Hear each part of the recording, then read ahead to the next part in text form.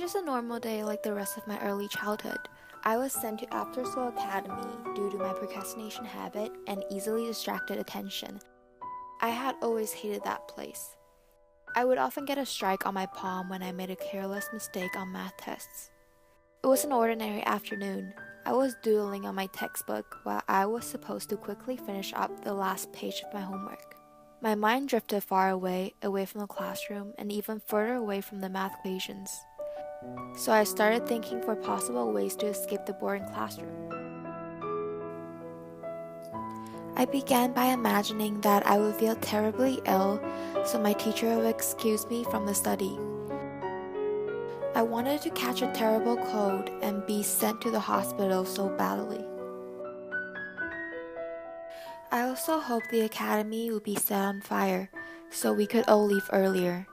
I secretly wished something horrible would happen to my grandmother.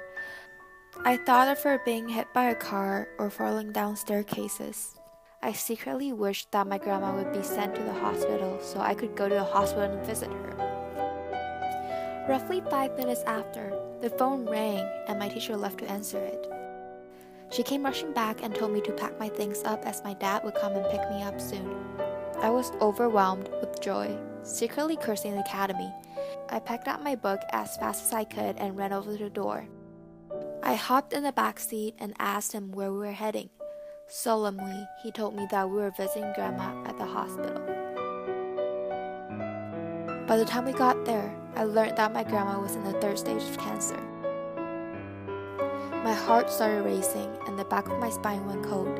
For many months, my family ran back and forth to a hospital.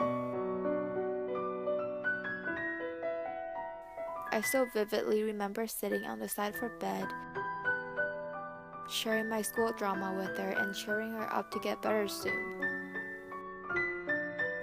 I remember how much I liked going to the hospital. One Sunday, as my brother and I had a fight about some small disagreement, my dad came rushing down and told us to go upstairs and talk to Grandma. I hopped on the usual empty spot, and my grandma released a painful look. I heard my dad telling me to behave. She handed me a $50 coin. She placed the coin on my palm and wrapped her fingers tightly around my hand. We stayed like that for a few seconds.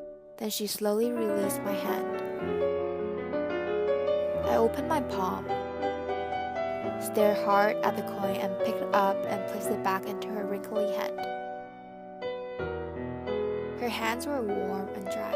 Shakily, she lifted her hand and tried putting the coin back within my grasp. I shook my head and told her that she could give as many coins as she wanted when she recovered. With a smile spread across her face, she let out a long sigh and nodded when she held the coin against her chest. I returned to the courtyard to my mother and my brother. My mother picked up her phone. After a few minutes, she ended the conversation and hailed my brother and me over to her. She forcibly spit out the news that my grandmother had passed away. Tears came rolling down my mother's cheeks. Soon I fell silent. I swallowed hard, unable to let go of what happened. I could not forgive myself. I believed if the thought never crossed my mind, Grandma would still be here talking to me. For many months, I still couldn't believe that Grandma was gone. In my mind, it was just a bad dream that I would eventually wake up from. For many years, I believed Grandma was still alive. She was still out there somewhere hiding from me. Up until now, the memory still haunts me. I don't think I will ever forgive myself for what happened.